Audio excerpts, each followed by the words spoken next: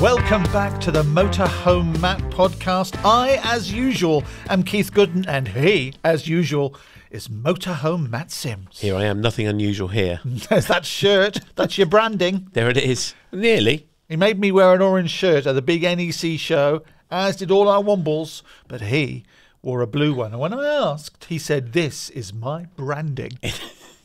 That made me feel that big. Oh, no, Yeah. never. Yeah, You're never that big. That big. Okay, let's dive straight in, shall we, with this podcast, Matt, and talk about big news. You're going to be back at the show in February. Tell us about it. We are, yeah, we're all booked. We're signed up. The Motorhome and Caravan Show is back. It's called the Caravan Camping and Motorhome Show, just to be different. And you can buy tickets already. They're on sale at ccmshow.co.uk. I think they're £12, and kids under 15 are free. There's going to be loads to see, lots of new products. It's a smaller show than the October one. If you went to the October show, it's only 5 halls. At the NEC, and it tends to be less European manufacturers. Some of them are there, but not so many. More accessories, perhaps, a bit of marine as well, which is always good fun, and lots of canvas, lots of tents. It's a sold-out show in terms of exhibitors. There's hardly any floor space left. I don't think there's any left.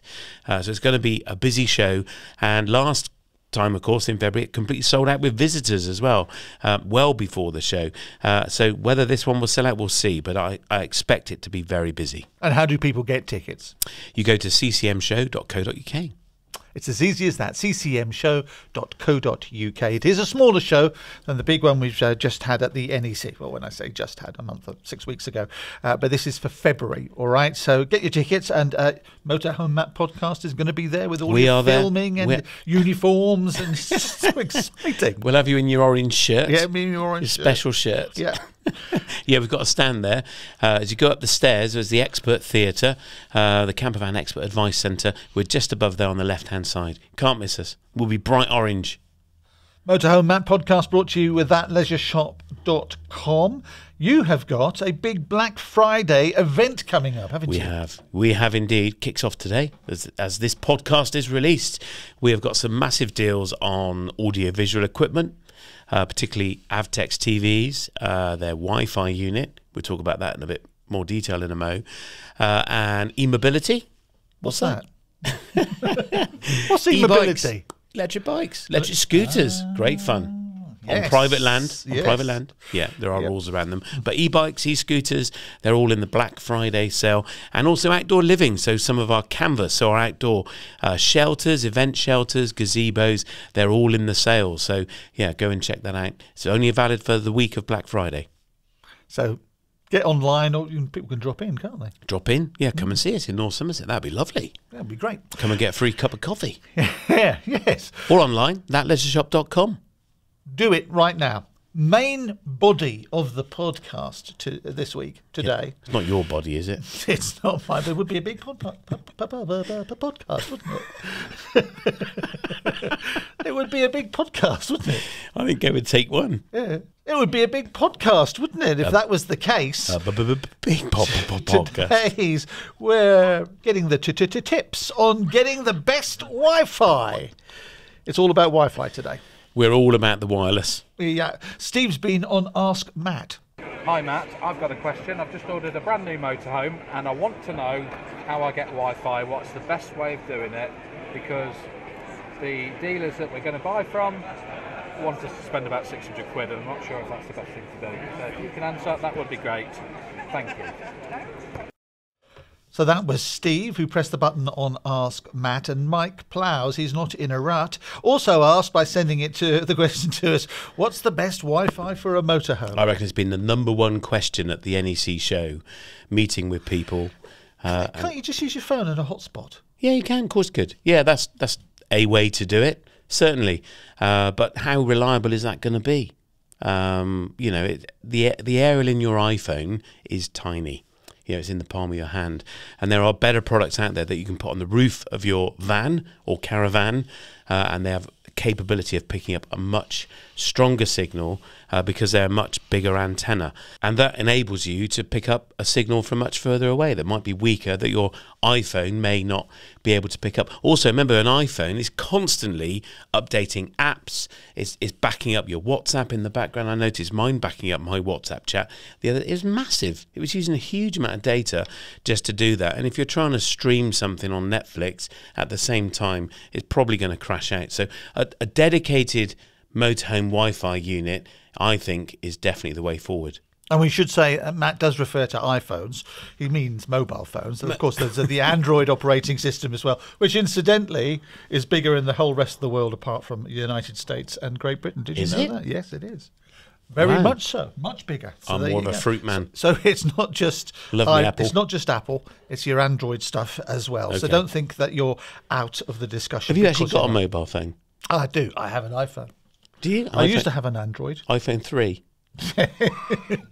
Thank you. 9310 or something. I used to have years ago when I worked in High Wycombe, and we used to have one of those the huge ones. A lunchbox. Yeah, the shoulder strap. The Wycombe brick. Wycombe brick. I used to have one of those. Look came to work after one weekend, and he said, Keith, I was up on the ladder, I was doing my guttering, and he said, I had the Wycombe brick and it fell out of my pocket, hit the ground. It was untouched. It was still working fine. You can't say that about modern phones. That's true. They had a kind of coily cable, didn't they? And you brought the headset. Yeah, very good. I used to put it in my briefcase, and the aerial would stick. It'd be standing up in the briefcase. The aerial would be sticking out the back. It might have been mobile, but only just. I love my 6310. Remember those little gold ones? I do. Nokia. Yeah. Great phones. Anyway, but modern phones, you could tether your phone, or you could use one of these. Look, it's one I prepared earlier. If you're watching on YouTube. Wow, did you have that down? No, you couldn't. No, it wasn't down my trousers. It was under the desk. Yeah. So this is a What's white. that? It's a white disc. It says Avtex on it, and this is a Wi-Fi aerial. That's what it looks like. So our good friend Steve is asking about a Wi-Fi aerial for the roof of his motorhome, and they're wanting, what's it, £600-700 to fit it? These are typically retail £350. This is the Avtex unit. It's an AMR 985. Catchy. They should have called it the Thunderer. Yeah, the Thunderer. Something like that. You know what I mean? The Wi-Fi. Yeah. And so this aerial comes with a little black box, some cables as well, of course. There's more coming. What's going down there? There's a rabbit. There's a lobster under there.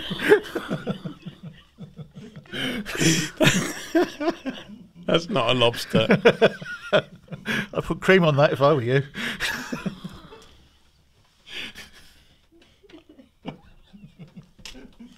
I can't carry on. So this is the kit, comes with a whole load of cables as well, of course. So this goes on the roof of the van, and this little box goes inside. They are actually pretty straightforward to install, and it does involve drilling a hole in the roof of your pride and joy. That's the catch. It's a 25mm hole. You could do it yourself. I don't know many people that would go and buy a £80,000 motorhome or a £30,000 caravan, and first thing they do when they get it home is get the Makita out and drill a hole in the roof. It does self-seal on the roof here. I'd recommend putting some sealant in the hole as well if you were doing it. But an engineer, mobile engineer, or a caravan motorhome workshop would be able to fit one of these really easily, and they'd be very used to doing it. And we must say, actually, the hole that you got to put in your motorhome isn't the big, the circumference. No. It's just the little bit for the 25mm. Yeah, dead easy. And then that just wires down into this black box that goes inside, and there's a mounting bracket for this, and that gives you Wi-Fi on a SIM card. Now, this particular unit comes with a SIM prepaid. Or preloaded with data. Is $24.99 a month. The great thing with Avtex is you can downscale that. So say for 6 months of the year you're not going to use it, you can just reduce the SIM down to £3.50 and it will put it on hold. So you don't turn it off, it just puts it on. And I remember we've got a podcast with the Avtex guys on it. So the way it works is $24.99 a month, isn't it? But as soon as you use it, you pay your $24.99. Yeah, don't that's you? right. But when you downscale it to £3.50, that assumes you're not going to use it at all. Correct. So you're sticking the motorhome away for 4 months in the depths of winter, and you don't use it. It's going to cost you £3.50. As soon as you use it, you've got to pay $24.99 whether you use it for a day or a month. Correct. Yeah. And to down tune it, as it were, you just call them and say, can I turn it down to £3.50. Now, this is what's called a Cat 4 unit. So this is sort of an entry-level product. It's the most accessible and one of the cheapest ones in the market, and probably one of the most popular, I have to say. Cat 4 means it will try and grab hold of one cell at a time. A Cat 22 unit is able to grab hold of 7 cells. So if you're in the Cairngorms or somewhere remote, there's only going to be one cell to grab hold of. This is going to be perfect. But if you're in the middle of Birmingham or Bristol or Manchester, where there's lots and lots of people trying to use the internet, you want to be able to get hold of more than one cell, because that cell could get very, very busy. And that's actually the World Wide Web's challenge, is the number of people demanding of it. So having the ability to grab hold of more cells would be useful. And there are units out there that are Cat 22. There are some stages in the middle, but Cat 22 is the highest. The phones we talked about earlier, my iPhone is an iPhone 13, that's Cat 22, and that can grab hold of 7 cells at any one time. Okay then, so that's Avtex, and by the way, we do have a podcast where Avtex talk in depth about their product. We've got a bit of a competition as well for Avtex product, but do you want to mention that now, or shall we wait until a bit later? Let's keep it for a minute. Okay. We should mention that the Avtex unit's for sale in the shop and is on the Black Friday offer. Is it? It is. Black Friday offer? We have a big Black Friday offer on the Avtex Aerial. What's the deal? We don't want to give the secrets of the deal away, really, yet, do we? Because it could be so fantastic that people won't believe you. It will be a deal that will be worth going for, I tell you. If you're in the market for a Motorhome Caravan Wi-Fi unit, you definitely need to go and check it out. So where can I buy one of these Cat 22 Wi-Fi capturer things? Yeah. Said like a true dad. So Motorhome Wi-Fi are a company that supply them. They're specialists in them. And I actually caught up with Adam at the recent NEC show and unpacked a bit more about how it all works. One of the most popular questions that we've been asked this year is about Wi-Fi, and particularly getting Motorhome Wi-Fi. So this is an internet connection whilst you're travelling. And people are asking the question, should I get a satellite dish so I can watch TV, or should I watch it over Wi-Fi? And how do I go about doing that? Well, I'm here with Adam at Motorhome Wi-Fi. I reckon you've got the answer. Well, we try to. So, yeah, we've been going about 10 years now, and there's a lot of important factors that people need to consider when they're getting an internet connection. The first thing, the obvious thing, is to get a strong signal. So you do that by having an aerial fitted ideally to the roof of your van. So the aerial goes on the roof of your van, and that can be up to 5 times more efficient than what your mobile phone is able to do. So if you've got a weak signal on your mobile phone, that's actually a good thing, because it can be amplified with an aerial. So that's the first factor. The second factor is having a router inside of your vehicle to be able to connect that aerial into. So unfortunately, mobile phones don't tend to have aerial sockets. They don't tend to have headphone jacks anymore. So the only way to actually improve that connection is through a router. And there's various different routers, and it's quite confusing for customers to try and work out which is the best one for them. The rule of thumb for me is to say to the customer, have a look at your mobile phone, have a look at the specifications of it, have a look at the category of your mobile phone. If you want your router in your vehicle to perform equally well as what your mobile phone does, then you will need to have a router of an equivalent category to your mobile phone. The reason why category is important is now in 2022, it's not all about signal strength anymore. It's also about the congestion on the mobile networks, especially in busy places, busy campsites. So the higher the category of the router, the more aggregation the router can do. And what aggregation basically means is being able to combine the signal from multiple masts to give you the sum total of what's available. So hang on a minute. So how do I find out the category of my mobile phone? You can probably just Google it, look on the specifications. So if you type in what category is an iPhone 14, for example, it will come up category 22, which is the highest category. And that means, in theory, it can aggregate up to 7 different connections. In practice, it probably won't be quite as many as that, but it means that the possibility is there in really busy areas to combine the sum total of all of the signals that are available and give you the best possible connection in the given location. So when you say 7 connections, you mean 7 cells, is that right? 7 cells, yeah. So it depends on the technology. Obviously in a remote area, the chance of you aggregating more than 2 connections is probably quite remote. Yeah. So, being realistic about it, but certainly as cellular technology improves, carrier aggregation is one of the tools the operators are using in conjunction with 5G to try and get better capacity to meet people's expectations, which are obviously getting higher every year with the amount of data they consume. Now your product is a category 22, isn't it? Is that right? Yeah, we have a category 22 product alongside a category 6 and 7 product as well. Yeah. And you did have a category 4 product. What's a category 4? So category 4, which we only have in our lower 4G only range, only connects to a single cell on a mast. And that will generally be the cell that gives the strongest signal, or the cell that the operator will push you towards when it's trying to load balance and manage its network. That won't necessarily be the cell that's giving you the fastest speed, because your mobile phone or your router isn't allowed to use your data. So the only way it would know how fast the connection is if it ran a speed test, and that means it'd be using up your data without your consent. So that's why carrier aggregation is important, because the router or the phone still doesn't know how fast the connection is it's connecting to, but it's just combining everything that's available and providing you the sum total. So you're just going to get the best possible connection in that location. There's a lot to think about, isn't there? There is a lot to think about, and that's the difficulty is, you know, as I say, we've been doing this for 10 years. At the very start, it was like, take an aerial, there wasn't a lot of choice of routers, off you go, and that was fine, and everyone got on well with that. As technology's improved and as consumers' choices improved as well, when people are trying to, you know, weigh up the options on the different options available, then we have to unfortunately educate them a bit more to be able to make that informed decision. That's the great thing for us about the NEC, is we're not really here to sell things. We haven't got anything for anybody to take away. We're just here to try and raise people's awareness of the products and allow them to make an informed decision. Of course, if they'd like to buy something, we'll point them in the right direction.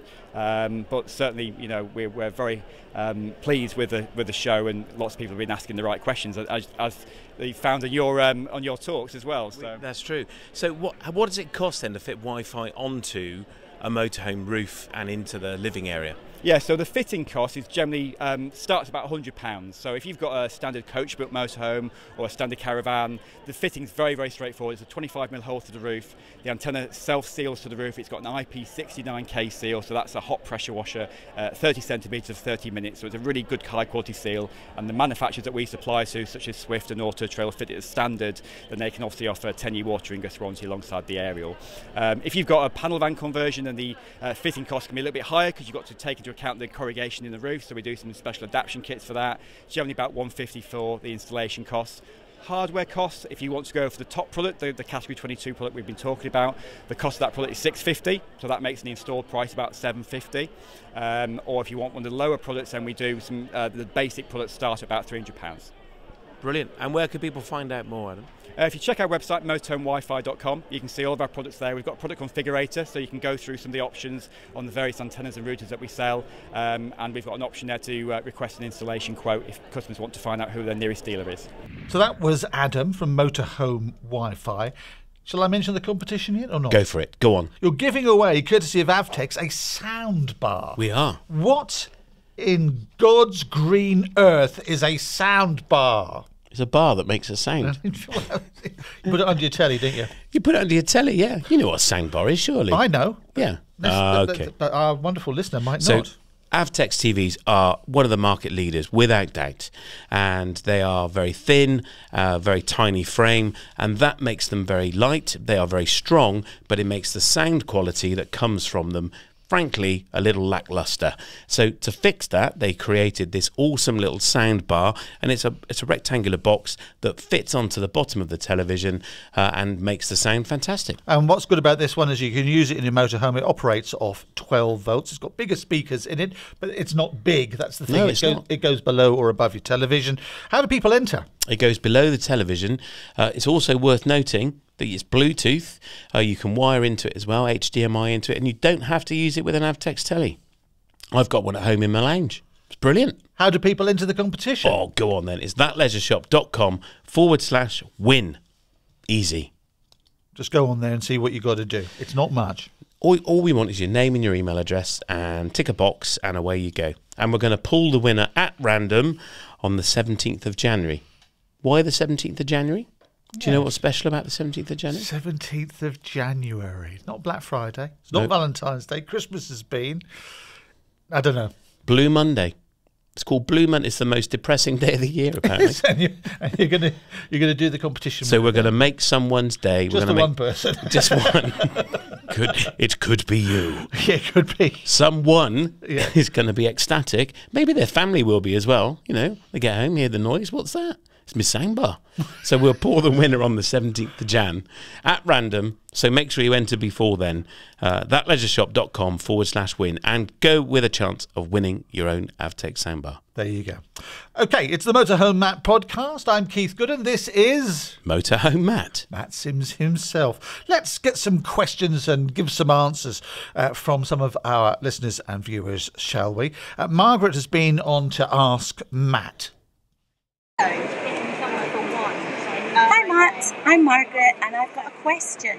You mentioned a ladder chassis in one of your last podcasts. Can you tell me what a ladder chassis is, please? So that is the wonderful Margaret. She was. Met her at the show. Margaret has a great product, a great business called Dog Robes. We're going to get her on and talk to us a bit more about dog robes and taking a dog and pet away in your motorhome and caravan and off to Europe. She wants to know now about a ladder chassis. I know. Sounds like something they do on Strictly Come Dancing. It's the ladder chassis. I met Margaret at the show and she asked me that at the show and I said, look, would you record it? Because you won't be the only person that noted I just said in passing a ladder chassis and didn't explain what it was. So she did very kindly record it for us. A ladder chassis is the van that the motorhome is built on. It's the cab. So the steering wheel, the front wheels and the back wheels. And it's the cab and then there's like this flat thing with horizontal bars in that the motorhome goes on and it looks like a ladder. That's it. That's a ladder chassis. It's basically what gives the vehicle its strength and stability. It is, yeah. Some of them are reinforced by companies called Alco. They reinforce it. And we talked before about how they're delivered to the motorhome factories. Sometimes they're bolted together, front and back. So you get like a push me, pull you. They are funny to see. And then they're extended and new axles are put on and so on. But the ladder chassis basically is the chassis that the motorhome's built on. It's how they're delivered to the converter. There you go, Margaret. That's what a ladder chassis is. Trish has contacted us and she says, why do water pumps make so much noise in caravans? That's the thing on a rainy, dark afternoon, isn't it? Somebody switches on the water pump. Yeah. That's the noise. Why? Why? Because usually with motors and electric motors in particular, the louder they are, the cheaper they are. Ah, not necessarily, you see. No. So I'm guessing, I don't know what pump Trisha's got in her caravan. It could be a Sureflow, could be a Reich, could be a whale pump. But in my experience, the submersible pumps that go down into the water, they look like a little bullet. And they tend to go that kind of noise. They tend to be quite quiet. I'd say if you've got one of those and it's noisy, it's got a fault. The impeller inside is probably catching in something. The Sureflow ones tend to be in more expensive motorhomes. They're much more substantial, they're much bigger, almost the size of a shoebox, and they can be noisy, and sometimes they're held on the ground into the floor of the vehicle with 4 screws on rubber feet. If they come loose, they can start to rattle around and you get this noise. And other pumps, sometimes there's an external pump and there might be a flow detector that when you turn the tap off, you get a noise that sounds similar, that goes like that. And in the middle of the night, if you leave the pump on, you get a noise, and it sounds like someone's knocking on the door to come in. You're on one of those special campsites. It's not, it's your pump. And that's just the pressure detector, and it just needs setting up again to stop that noise. They are annoying, I have to say. So what is that noise again? You just want someone to come knocking on your door. There you go, Trish. Hope that's helped. Colin Coulthard. Do you think? You don't. David? No, he's not. Anything to do with David? No. You covered courtesy on sites. Yeah. What about Campsites. on the road, he says? And is there a website to find autogas in the UK? As somebody who uses motorways a lot, whether you're a motorhomer or a driver or anything, drive on the left. We drive on the left in this country. Yep. Don't sit in the middle lane. No. And if you're on, say, the A38 down in Devon or Cornwall and it's 2 lanes, keep to the left. Keep left. Always keep left. You can get points on your licence from middle lane hogging. You can these days. The police will pull you over around Bristol if they catch you doing it. It's very easy. On the continent, you keep to the right. Here, you keep to the left. If you're going slower, you just to take the left-hand lane. And people always say the fast lane. It's not, is it? It's the overtaking lane. Lanes 1, 2 and 3. Let people overtake. It's a bad habit, that middle lane hogging, that's true. So Colin cheekily got 2 questions in there. Did you notice that? Is there a website to find autogas in the UK? Yeah, there is. There were several. mylpg.eu is a great website. What is it again? mylpg.eu. And that gives you locations and prices of gas, autogas, I presume is what Colin's looking for, of locations all across Europe. And in fact, I checked it this morning, and it was pretty much up to date. It asked me where I was, I allowed it to know my location, and it gave me all the places I know sell gas and their prices that seem to be correct as well. So that's a website that's worth looking at. But it's interesting to note that on autogas, this is the gas that you fill a tank with. The days of people converting a petrol car to gas, they're kind of gone, aren't they? Yeah, it's unfashionable now. It didn't really get going, but a lot of LPG places have shut down. But a lot of motorhomers and caravans have gas tanks on, and they need them. Yeah. We need them to refuel our gas tanks. And Motor Fuels Group, MFG, announced that they're phasing out all of their LPG auto gas stations by 2024. They're all going. That's quite a lot of fuel points. Flow Gas bought Countrywide, but they are starting to remove sites from fuel stations. And these places are being, the facilities are being converted for electric recharging points. One of the places you could never bring an LPG converted car was Eurotunnel, Le Shuttle as well. Something I've wondered, can you bring motorhomes onto Le Shuttle? Yeah. When you drive the vehicle on? Yeah, definitely. Turn the gas off, that's all. And they will check as well. Right. They just want your gas shut down, that's all. Yes, gas it's to to do, isn't it, with the fire regulations in case there's a problem in the tunnel, and the chemicals that they use to suppress fire don't react well with the LPG. It's a shame because it's nice, half an hour just to sit and have a cup of tea, but you can't. No, I love it. I must admit, I love Le Shuttle. Driving the car on, you end up in France, you drive off, and that's it. Fantastic. But then you keep right. Our main person here, Maddie, she hit me with a frying pan earlier on because I thought that Anonymous had actually put their question into one of our microphones for Ask Matt, and so I said if it's a female it would be Anonymous, and if it's a male it would be Danonymous. And I said, so which is it? And she looked at me as if I was stupid, because I was actually being stupid. It was on paper, wasn't it? So she said, you great fat fool. She didn't. She did. She said, you great fat fool. It's written down, so I'm going to say it. Her mother listens to this. From Be careful. Anne or Danonymous at the show. If I have winter tyres on my car, do I also need them on a caravan I'm towing? No, you don't. That's a good question. Never been asked that before. That's a very logical question. The official line says, unlike your car, there is no legal requirement for your caravan to have winter tyres with the snowflake symbol on, so 3PMS, as it is classed by most countries as a trailer. And because it has no driven wheels, it's legal to be used with summer tyres. So you can use it, but is it advisable? It's not driven tyres. But what's interesting is I saw a caravan that was electrically powered to work with an electric car. So some of the power is coming in from the caravan to drive you along. Would that caravan have to have winter tyres on it? We better do some digging and find out. I bet it's not been regulated for. A friend of mine used to do a lot of towing on trailers, and he always used to say a lot of blowouts on motorways, high-speed roads, just generally, are that people haven't checked the speed rating on their trailers and have exceeded, say, 60 miles an hour, and the thing is only rated up to 60 miles an hour. It's a bit worn, and they went to 70 miles an hour, which they shouldn't anyway, but we know people do, and the thing blew out. Bang, yeah. Checking the tyre safety, the tyre condition is so important, even on your car. As a advanced motorcyclist, it's something we do. If you have a blowout on a motorbike, that's going to go wrong, isn't it? We just don't do it on a car. You just get in and go, don't you? But no, you should. It's always sensible. Every so often, once a month, more often than that, just check the tyre tread, check the tyre walls, and check the tyre pressures. Yeah, and those ratings on the side of the tyres, those little numbers and stuff, if you're unsure of what they are, look them up on Tinternet. It's very easy to do, and it will tell you your maximum speeds and all the rest of it. Yeah, and the age of the tyre. That tyre wall tells you that as well. We've talked about this before, haven't we? Yeah. There's that little pill-shaped 4 numbers, 0818, and that would be August 2018. That's when the tyre was made. And as we found out, you told me on this podcast, tyres do go stale. They do. Yeah, a bit like a digestive biscuit. I reckon between 5 to 7 years, you should change the tyre age-wise.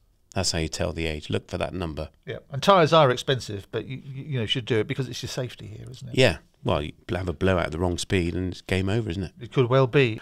Okay, then, Matt, we've covered a lot of ground on this one, haven't we, today, with your soundbar and the competition. Don't forget. thatleisureShop.com/win to win an Avtex soundbar. And thanks very much to Avtex for donating that to us. Black Friday. Indeed. Boom. Love it or hate it. Boom. Black Friday.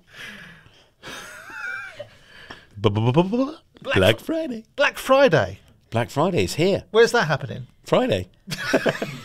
Look at it. How do people find out more about the podcast then, Matt? Indeed, dead easily. Just head to our website, motorhomematt.co.uk, and whilst you're there, if you click on the Ask Matt button, you can record a question and send it to us for play out on the podcast. Or if you'd rather not hear your voice, unlike Keith, who loves the sound of his, then you can enter the question and submit it via the form. Just go to motorhomematt.co.uk/Ask Matt, and there you can also find out where to listen to the podcast and where to watch it, which is YouTube, where you can search Motorhome Matt and you can enjoy watching the podcast and a whole load of other material too. If you're listening to us on Apple Podcasts or Spotify, please leave us a 5-star review. It really helps the algorithm and keeps Keith happy.